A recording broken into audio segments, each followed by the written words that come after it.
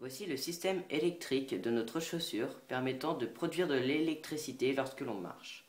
Nous avons tout d'abord un système de lampe à dynamo avec intégré un alternateur. Cet alternateur est composé d'un rotor, donc un aimant, qui tourne au-dessus d'un stator, une bobine de cuivre. Lorsque l'on fait tourner comme ceci le rotor au-dessus du stator, nous produisons un courant alternatif qui a une fréquence qui varie selon la vitesse du rotor au-dessus du stator. Le courant électrique alternatif sort par ces deux fils marrons et arrive dans un ensemble de diodes appelé pont de diode.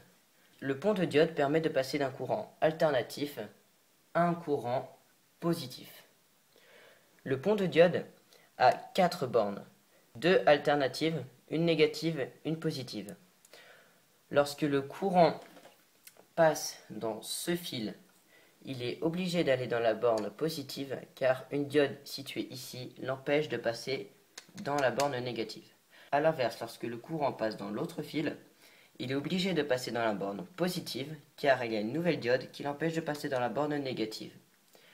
Lorsque le courant alternatif passe dans ces deux fils, il est obligé de sortir dans ce fil rouge et arrive forcément dans le fil bleu. On a donc deux bornes, une positive, une négative.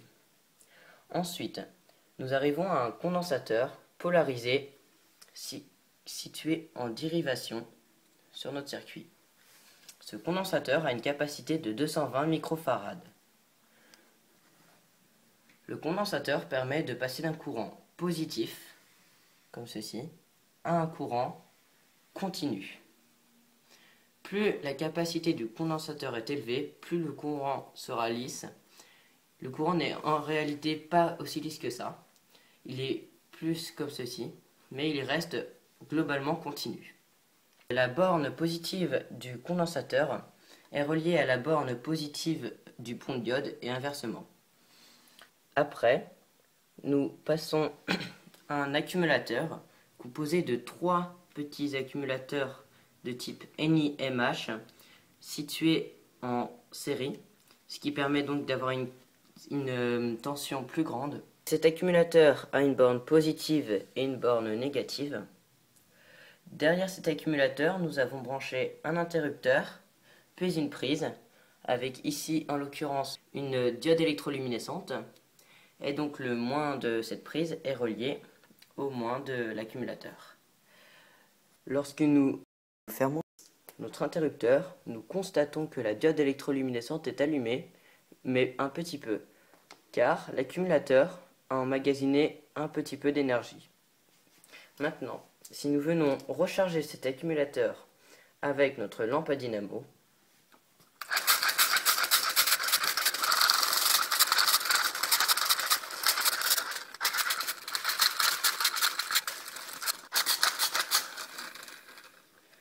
si nous fermons maintenant cet interrupteur, comme ceci,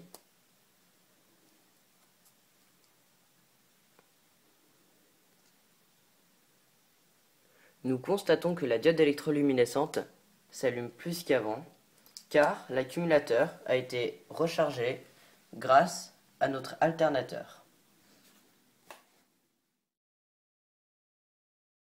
Voici le schéma électrique de notre système. Nous avons l'alternateur, le pont de diode, la borne négative positive, notre condensateur de 220 microfarad polarisé avec le plus plus moins moins. Derrière nos 3 accumulateurs de type NiMH, puis notre interrupteur et notre récepteur. Donc ça pourrait être un portable, une diode électroluminescente, une ampoule ou un cœur artificiel.